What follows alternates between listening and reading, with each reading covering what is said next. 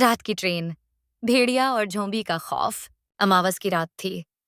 चांद का कोई नामो निशान नहीं था और आसमान में केवल काले बादल थे।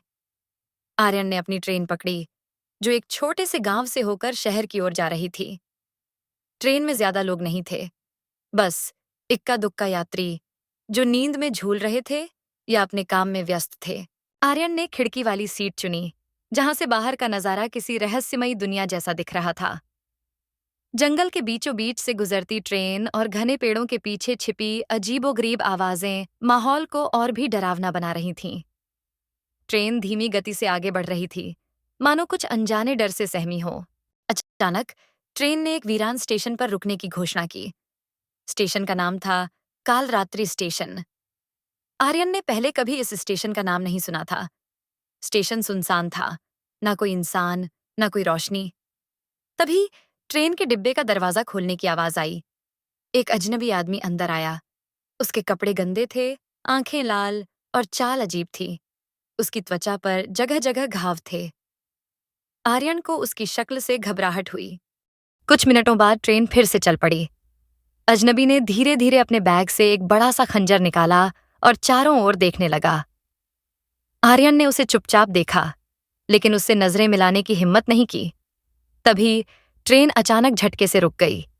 आर्यन ने खिड़की से बाहर झांककर देखा। ट्रेन जंगल के बीचों बीच रुकी थी। घने अंधेरे में एक डरावनी हलचल महसूस हो रही थी। दूर जंगल से भेड़ियों के हुंकारने की आवाजें सुनाई दीं।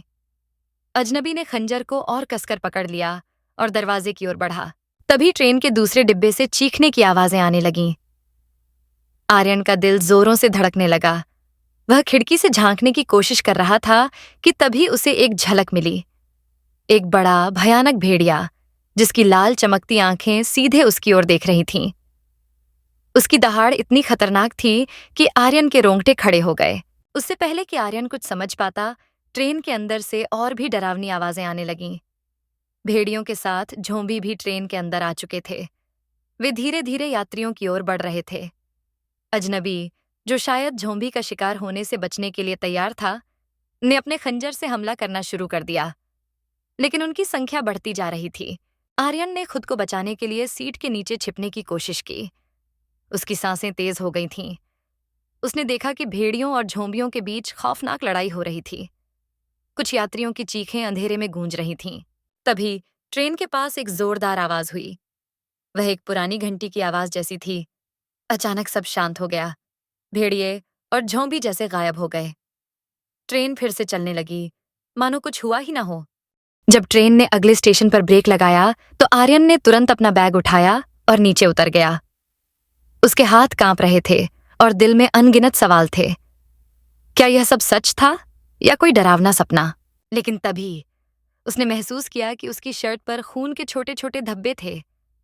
शायद यह सपना नहीं था, और रात की ट्रेन के साथ उसकी यह कहानी अब हमेशा के लिए उसकी यादों में जिंदा रह गई।